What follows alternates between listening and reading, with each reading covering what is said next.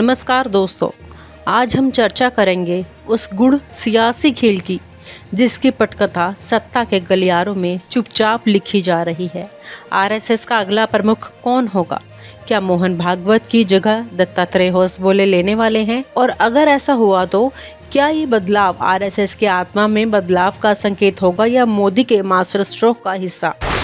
RSS BJP के रिश्ते का बदलता समीकरण। संघ और भाजपा के रिश्तों पर हमेशा कहा जा रहा है कि भाजपा आरएसएस की राजनीतिक शाखा है। 2014 के बाद मोदी के नेतृत्व में भाजपा का कद इतना बढ़ा कि आरएसएस की पारंपरिक पकड़ कमजोर पड़ने लगी।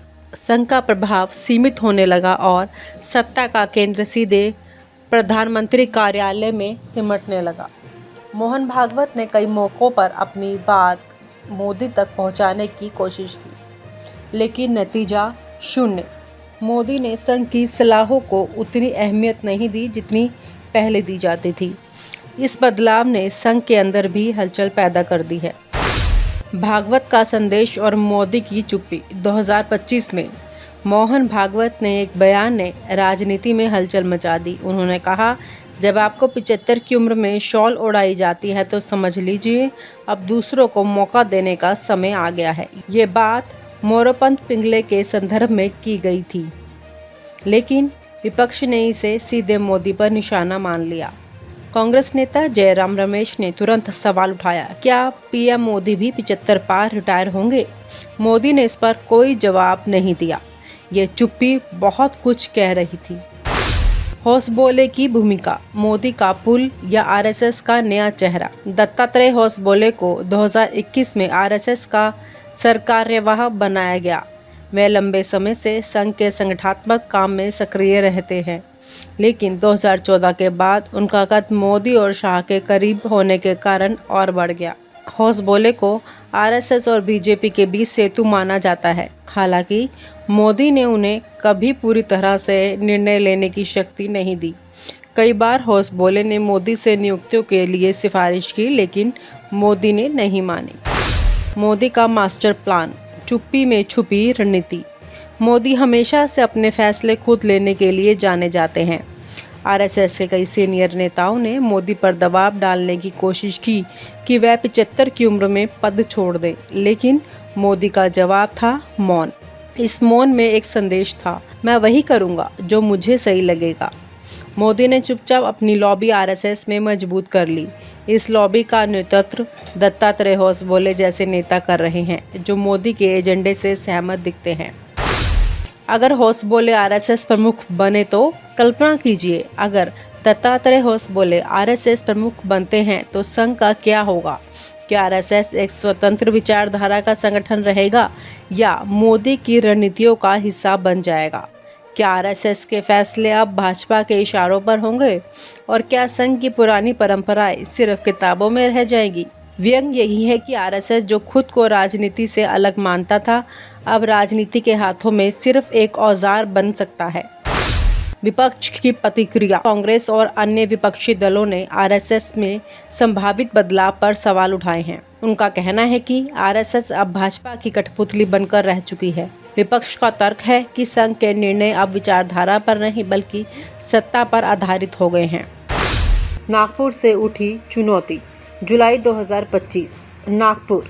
संघ के मुख्यालय में मोहन भागवत का एक बयान पूरे देश में सुर्खियां बन गया। उन्होंने कहा, नेताओं को 75 वर्ष की उम्र में सेवानिवृत्त होना चाहिए, नए लोगों को अवसर देना चाहिए। ये बात सामान्य नहीं थी, क्योंकि ये बयान उस समय आया जब नरेंद्र मोदी कुछ ही हफ्तों में 75 के होने वाले हैं।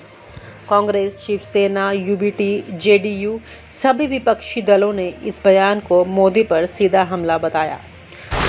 भागवत का दबाव और मोदी का जवाब। मोहन भागवत ने पिछले कुछ वर्षों में कई बार अप्रत्यक्ष तौर पर नरेंद्र मोदी पर दबाव बनाने की कोशिश की। कभी उन्होंने कहा कि व्यक्ति से बड़ा संगठन होता है, तो कभी अत्यधिक केंद्रीकरण लोकतंत्र के लिए सही नहीं। हर बार भाजपा नेताओं ने इस बयानों को सामान्य विचार बताया, लेकिन संदेश साफ था। मोदी ने हर बार चुप्पी साधी और अपनी राजनीति चालों से स्थिति को अपने पक्ष में कर लिया। 2023-24 में विपक्षी एकता, 2024 का लोकसभा चुनाव, 2025 में राष्ट्रपति चुनाव, हर मौके पर उन्होंने समय खरीदा और मुद्दों को पीछे धकेल दिया। अब वह 75 की दहलीज पर खड़े हैं और अगर वह इस उम्र को पार कर जाते हैं तो भागवत और संघ का दबाव बेकार हो जाएगा। भाजपा के भीतर बगावत। भाजपा के भीतर कई सीनियर नेता चाहते थे कि मोदी समय से पहले इस्तीफा दे और सत्ता का हस्तांतरण हो, लेकिन इन नेताओं की कोशिशें बार बार विफल हुई। क्यों?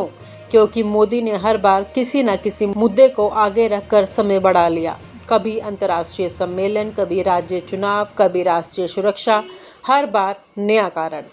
एक वरिष्ठ भाजपा नेता ने नाम ना छापने की शर्त पर कहा, हमने सोचा था कि मोदी 75 की उम्र में ही संकेत देंगे, लेकिन उन्होंने कभी ऐसा नहीं किया।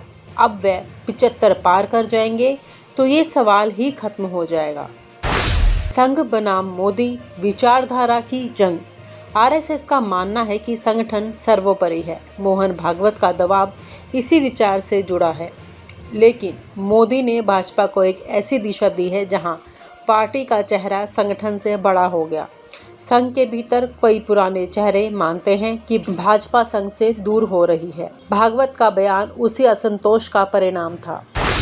सितंबर की उल्टी गिनती।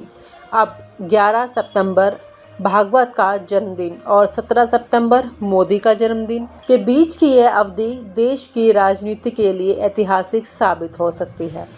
अगर मोदी इन तारीखों तक कोई बड़ा फैसला नहीं लेते और 75 की उम्र पार कर जाते हैं तो संघ का दबाव पूरी तरह खत्म हो जाएगा। भागवत का बयान ही महत्वहीन हो जाएगा क्योंकि समय सीमा क्रॉस हो जाएगी।